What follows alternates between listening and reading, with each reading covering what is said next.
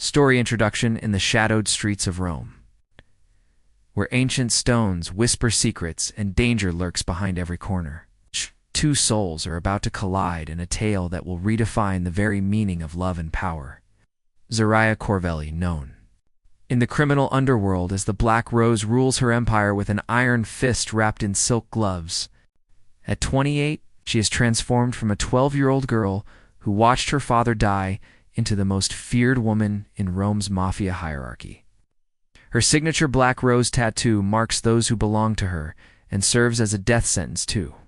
Those who cross her, cold, calculating, and utterly ruthless, she has built walls around her heart so high that even she has forgotten what lies beneath them. In her world, love is the ultimate weakness, and weakness means death. Cassian Ward, a quiet, 26-year-old photographer with gentle eyes and an artist who lives a world away from the violence that defines Zariah's existence. Raised by his uncle in a small town, he believes his parents died in a tragic accident when he was 3. What he doesn't know is that he carries the blood of Marco Bellanti, the legendary Mafia boss who once ruled Rome's eastern territories before vanishing to protect his infant son. Cassian's camera captures beauty in the mundane, searching for light in a world that often seems dark. He has never wanted violence, never believed in it. But he isn't afraid of the truth, even when that truth threatens to destroy everything he thought he knew about himself.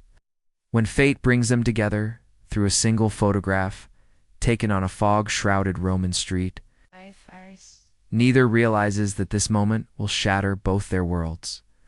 One image of a Black Rose tattoo will transform a simple photographer into a prisoner, a queen into a woman, and two enemies into something far more dangerous than either ever imagined.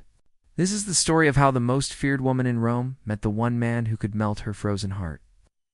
This is the story of how a gentle soul discovered the warrior within. This is the story of the Mafia queen who took him as a pawn but lost her heart instead. In a world where trust is a luxury and love is a death sentence, sometimes the most dangerous gamble is the one that saves your soul. Welcome to a tale of forbidden love, deadly secrets, and the kind of passion that can either destroy an empire or transform it forever. Before we dive into the story, tell us where you're watching from in the comments below. If you enjoy this video, don't forget to hit like and subscribe for more heart-touching tales. Wishing you a beautiful day now. Sit back and enjoy the story. The photograph. The rain fell like silver tears across the cobblestones of Rome, each droplet catching the amber glow of the streetlights. Cassian Ward adjusted his camera lens, watching the city transform through the evening mist. Photography had always been his refuge, a way to capture beauty in the chaos of the world. Tonight, something about the fog-kissed streets called to him, begging to be immortalized. He had been living in Rome for 3 months now, a temporary escape from his quiet life in the small town where his uncle had raised him. The city pulsed with secrets, and Cassian found himself drawn to its shadows, always searching for that perfect shot that would tell a story worth remembering. As he rounded the corner onto Via dei Condotti, his breath caught. A sleek black car sat parked beneath a Baroque street lamp, its surface gleaming like liquid obsidian. But it was not the car that made his heart race. It was the woman stepping from its depths. She moved with the fluid grace of a predator, her black dress hugging her curves like a second skin. Her dark hair fell in waves past her shoulders, and, even from a distance, Cassian could see the sharp intelligence in her eyes. But it was her hand that drew his focus as she adjusted her coat. There, on her pale skin, was a tattoo so intricate it seemed to come alive in the shifting light. A black rose, its thorns curling around her wrist like a promise of pain. Without thinking, Cassian raised his camera. Shutter clicked once, twice, 3 times. The woman paused, her head turning slightly as if she sensed his presence, but the fog swallowed her features. She disappeared into the shadows between buildings, leaving only the ghost of her image burned into his memory. That night, back in his small apartment, Cassian uploaded the photographs to his computer. The images were haunting, beautiful in their darkness. The woman seemed to embody the very soul of Rome itself, ancient and dangerous and utterly compelling. He found himself staring at the Black Rose tattoo, wondering about the story it told. On impulse, He uploaded the best shot to his photography blog, titling it Lady of the Shadows. Within hours, the image had garnered more attention than any of his previous work. Comments poured in from around the world, praising the mysterious beauty and the masterful use of light and shadow. Cassian went to bed that night feeling more alive than he had in months. He had captured something special, something that spoke to the very essence of what photography meant to him. He had no idea that his single moment of artistic inspiration had just signed his death warrant. The knock came at 3 in the morning, sharp and insistent. Cassian stumbled from his bed, disoriented and half asleep. The knocking continued, growing more aggressive with each passing second. When he finally opened the door, he found only empty hallway and the echo of footsteps on marble stairs. He returned to bed, but sleep would not come. Every shadow seemed to move, every sound carried menace. By dawn, exhaustion had claimed him, and he fell into a fitful sleep, filled with dreams of dark roses and dangerous eyes. The van came for him the next evening as he walked home from a nearby cafe. Strong hands seized him from behind, a cloth pressed against his mouth and nose. The world dissolved into darkness, and the last thing Cassian remembered was the scent of expensive perfume and the sound of a woman's voice giving orders in rapid Italian. When consciousness returned, he found himself bound to a chair in what appeared to be an abandoned warehouse. The air was thick with the smell of dust and decay, and the only light came from a single bulb swaying overhead. His heart hammered against his ribs as he tested his bonds, but the ropes held firm. "You're awake." The voice came from the shadows, smooth as silk and twice as dangerous. "Good, I was beginning to worry I'd have to conduct this conversation with an unconscious man." She stepped into the light, and Cassian's breath caught in his throat. It was her, the woman from the photograph, but seeing her in person was like staring into the heart of a storm. Her beauty was sharp enough to cut, her presence filling the empty space with electricity that made his skin crawl. "You took something. That wasn't yours," she said, her voice carrying the faintest trace of an Italian accent. She wore all black, from her fitted dress to her leather boots, and the silver dagger at her hip caught the light like a fallen star.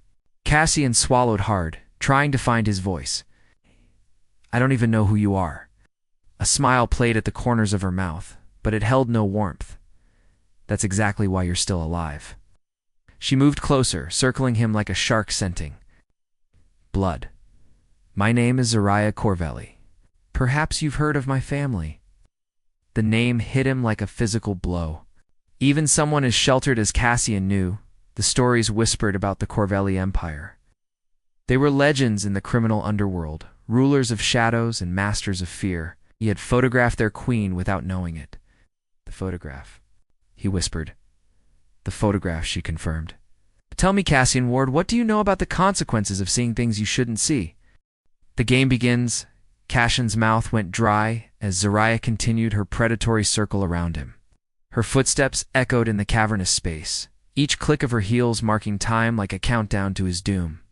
He forced himself to meet her gaze, though every instinct screamed at him to look away. "I'm a photographer," he said, his voice steadier than he felt. "I take pictures of interesting subjects." "I didn't know who you were." "Interesting subjects," she repeated, amusement flickering in her dark eyes. "Is that what I am to you? A subject?" "You're a person," Cassian replied. "A person who apparently has me tied up in a warehouse for taking her picture." Zariah stopped directly in front of him, close enough that he could smell her perfume, something exotic and expensive that made his head spin. "Do you know what this is?" She extended her hand, showing him the black rose tattoo that had caught his attention. "A tattoo, a death mark," she corrected. "Everyone who has seen this symbol and lived to tell about it has done so because I allowed it. The rose marks those who belong to me and those who cross me. Your photograph put it on display for the entire world to see." Cassian's heart sank. "I'll take it down. Delete it. No one has to know. Too late for that." She pulled out a tablet, scrolling through what appeared to be dozens of websites and social media posts. "Your little artistic moment has been shared thousands of times. Blog posts, news articles, even some very interested messages from people who recognize the significance of what you captured." The weight of his mistake crashed over him like a tsunami. I'm sorry I didn't know. I can fix this. Fix this? Zariah laughed, and the sound sent chills down his spine. You've exposed one of the most carefully guarded secrets in the criminal underworld. You've put a target on my back and painted a bullseye on your own forehead. There is no fixing this. She walked to a table in the corner, her movements fluid and purposeful. When she returned, she held a gun in her hand, the metal gleaming dully. In the harsh light, Cassian's blood turned to ice. The smart thing would be to kill you now, she said conversationally, as if discussing the weather. Clean, simple, permanent. But you've created a problem that requires a more complex solution. What do you mean? Zariah set the gun on a nearby crate, just close enough to remind him of its presence. The photograph has made you famous in certain circles. If you disappear too quickly, it will raise questions.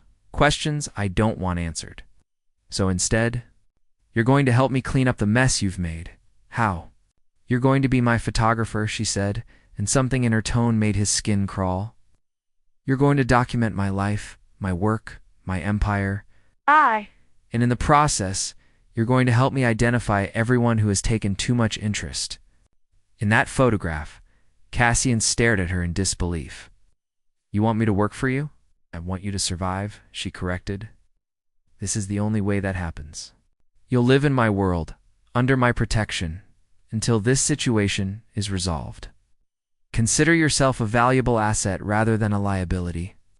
The ropes around his wrists were cut with swift, efficient movements. Cassian rubbed his wrists, trying to restore circulation, but he made no move to stand. And if I refuse? Zariah's smile was sharp as a blade. Then you won't leave this warehouse alive. The choice was no choice at all.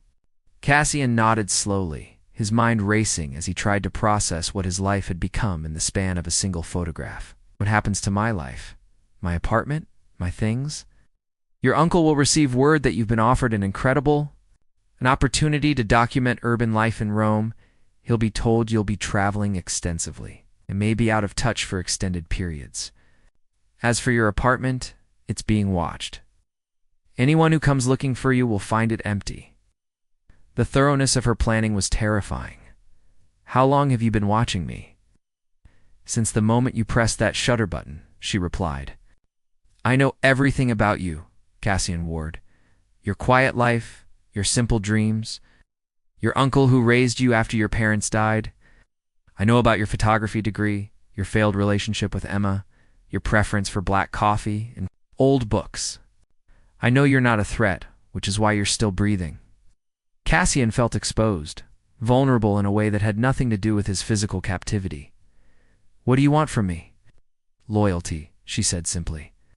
Complete, unquestioning loyalty. You'll document what I tell you to document, go where I tell you to go, and speak to no one about what you see or hear. In return, I'll keep you alive long enough to see this through. She gestured to one of her men, who stepped forward with a black bag. Your equipment?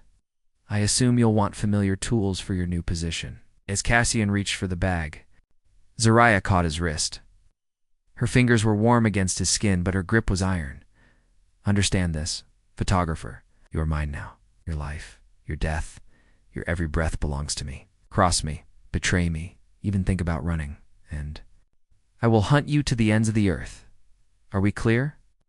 Looking into her eyes, Cassian saw something that made his blood run cold.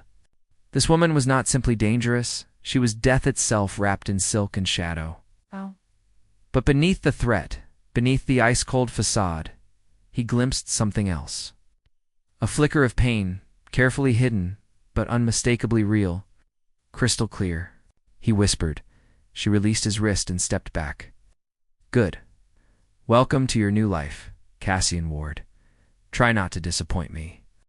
Into the darkness, the Corvelli estate sprawled across the Roman hills like a dark jewel, its ancient stones holding secrets that predated the empire itself.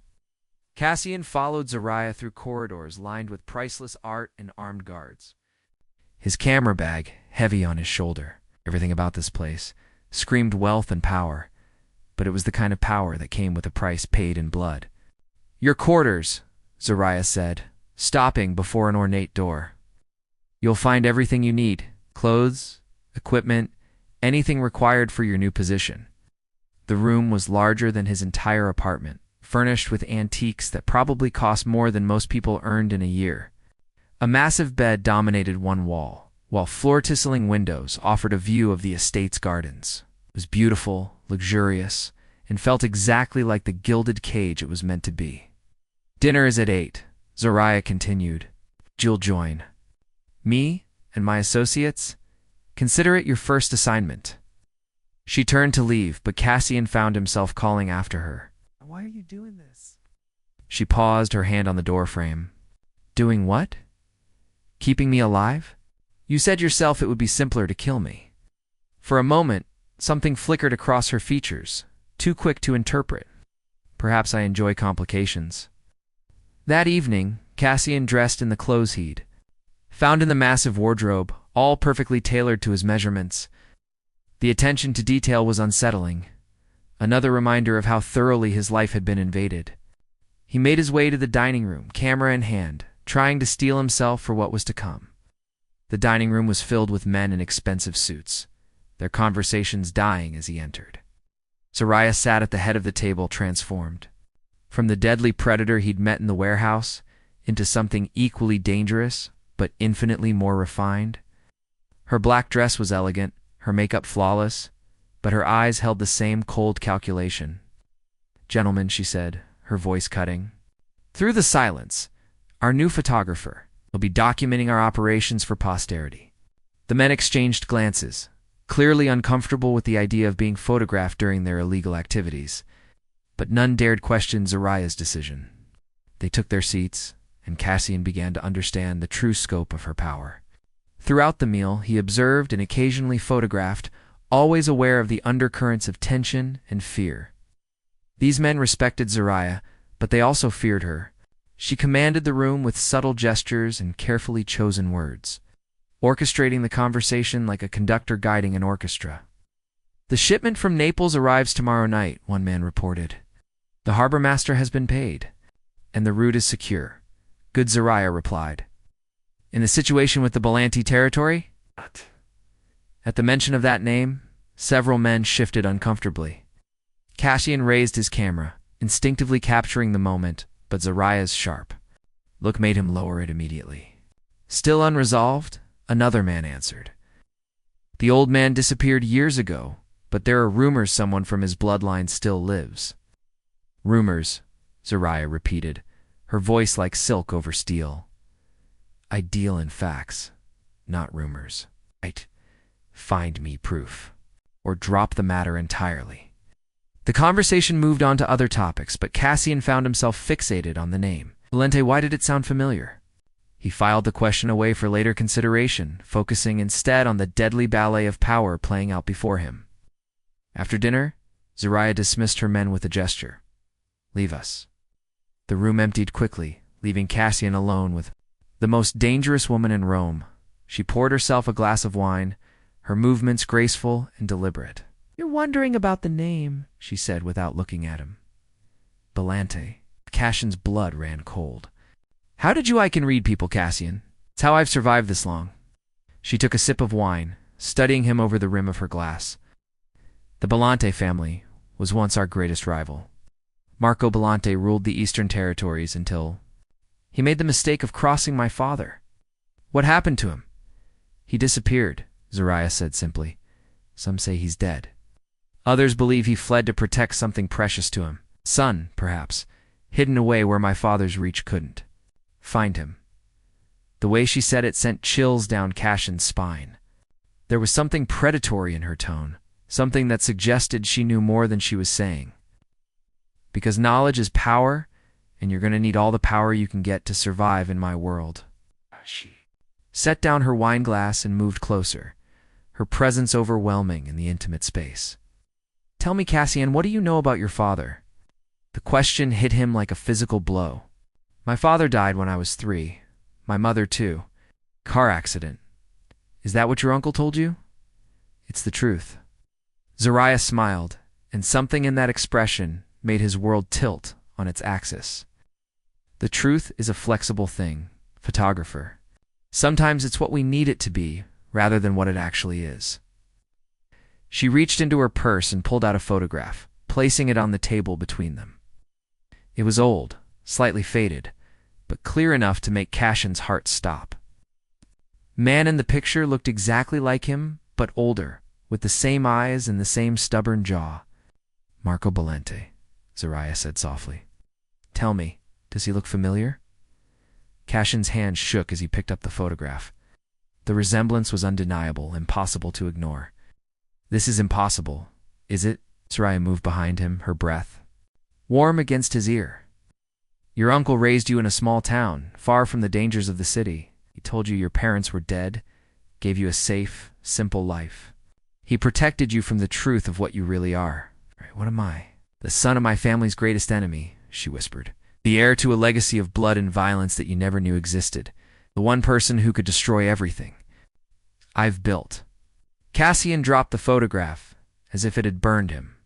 "You're lying." "I never lie," Zariah said, returning to her seat. "It's a waste of time and energy.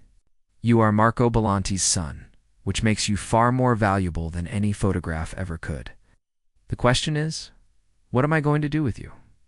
The room spun around Cassian as the implications crashed over him. His entire life had been a lie, a carefully constructed fiction designed to protect him from a truth he'd never wanted to know. He was the son of a mafia boss, the heir to a criminal empire.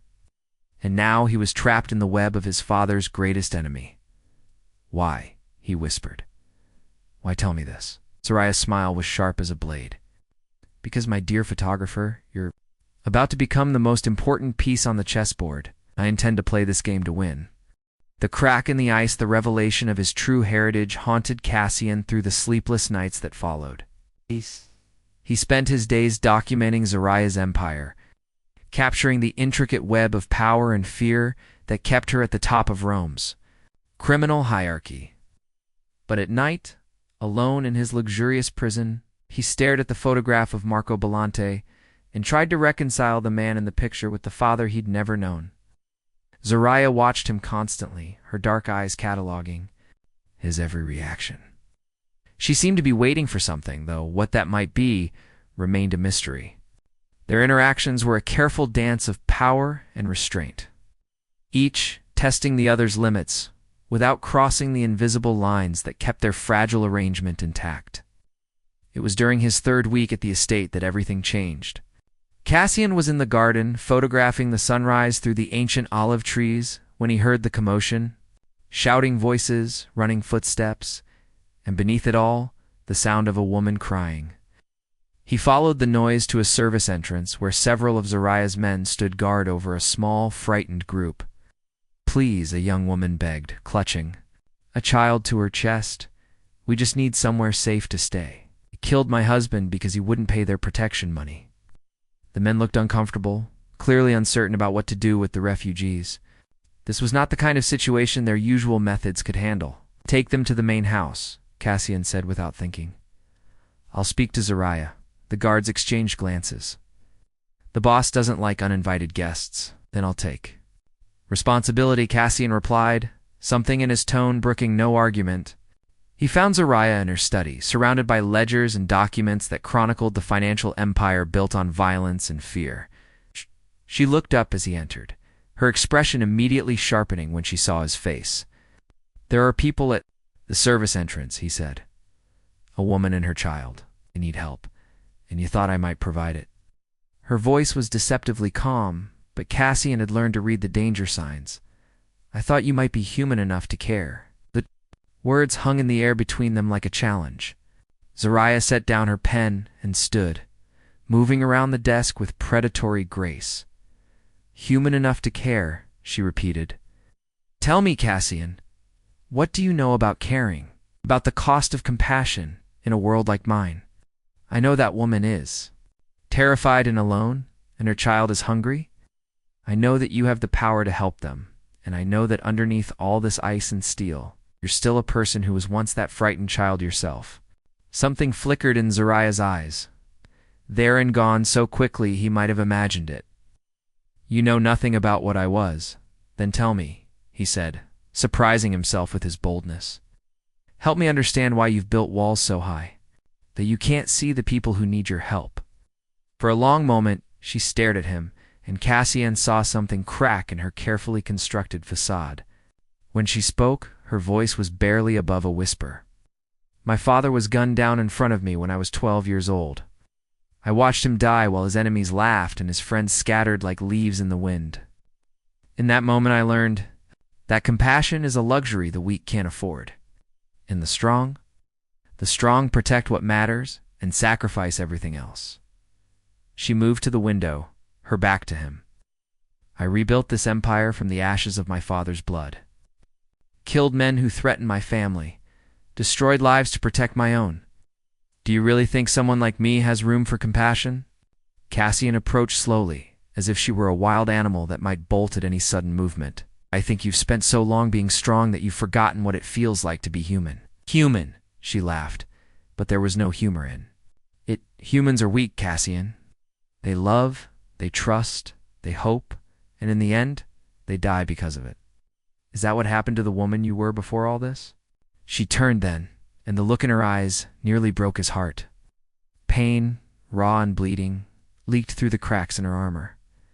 That woman died with my father. What you see now is all that's left. I don't believe that. Then you're a fool. Maybe, he said, reaching out to touch her face. But I've seen you when you think no one is watching. I've seen the way you look at the photographs of children. The way you hesitate before making decisions that will hurt innocent people. The woman you were isn't dead, Zariah. She's just buried so deep you've forgotten how to find her. His fingers traced the line of her jaw, and he felt her tremble at the contact. For a moment, the mask slipped completely, and he saw the frightened girl she had once been, the one who had watched her world burn and decided never to be vulnerable again. Cassian, she whispered, and his name on her lips was a prayer and a warning all at once. Help them, he said softly. Not because it's good for business or because it serves your purposes. Help them because it's the right thing to do. She closed her eyes, and when she opened them again, the ice had returned. But something had changed, some fundamental shift in the balance between them. Bring them to the kitchen, she said finally. Feed them, give them a place to rest.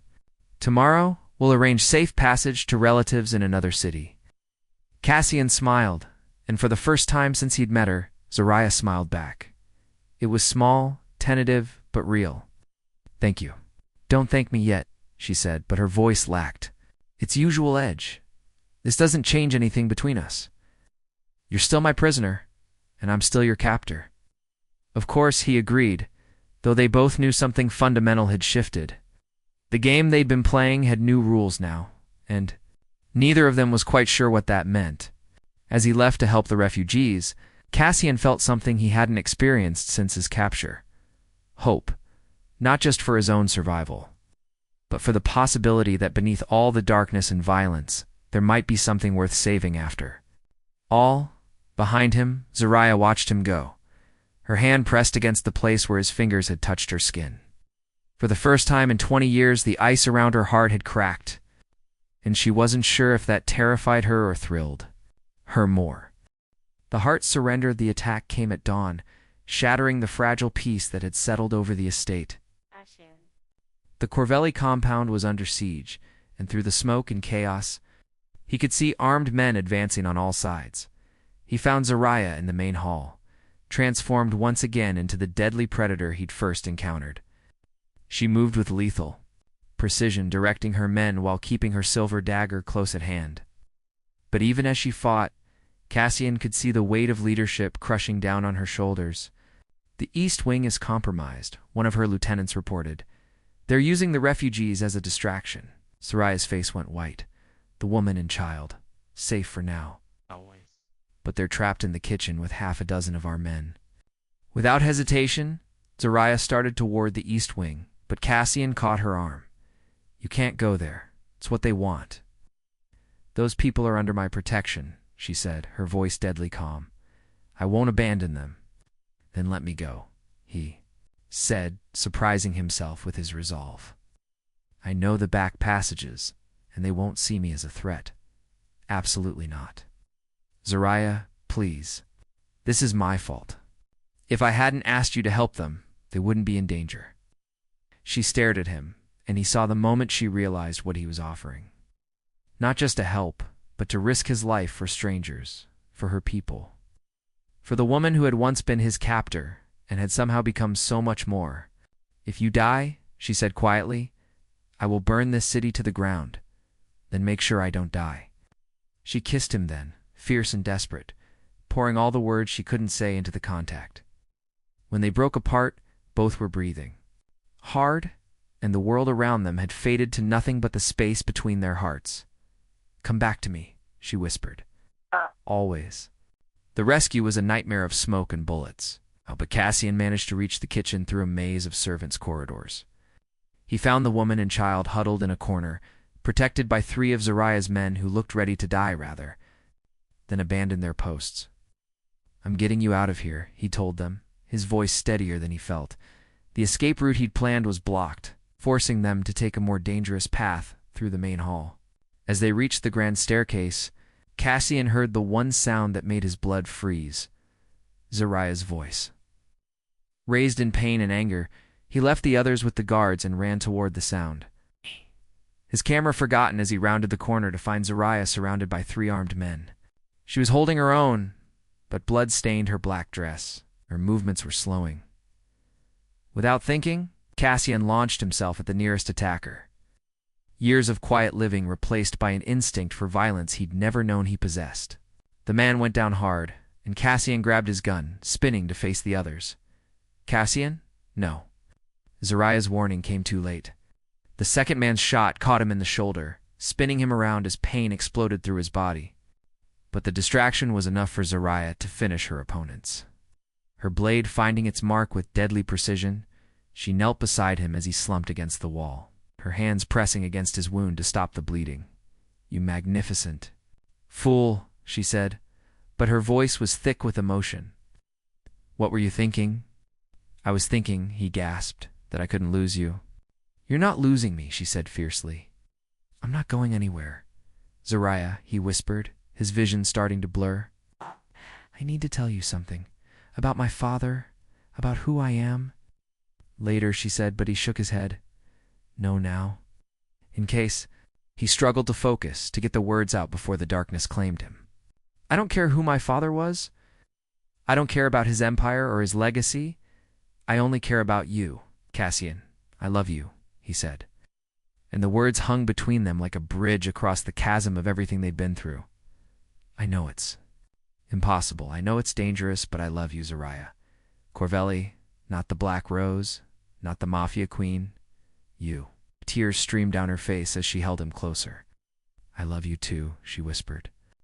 "I've loved you since the moment you looked at me in that warehouse and refused to beg for your life. You saw something in me that I thought was dead." The medical team arrived within minutes, whisking Cassian away to the estate's private medical facility. Zariah stayed by his side through the surgery, through the long hours of recovery, her hand never leaving his. When he finally woke, 3 days later, she was there, looking exhausted but relieved. "The woman and child?" he asked, his voice hoarse. "Safe. On their way to relatives in Florence, with enough money to start over." She brushed a strand of hair from his forehead. "The attack was orchestrated by the Torino family. They thought killing you would break me, make me weak. Did it?"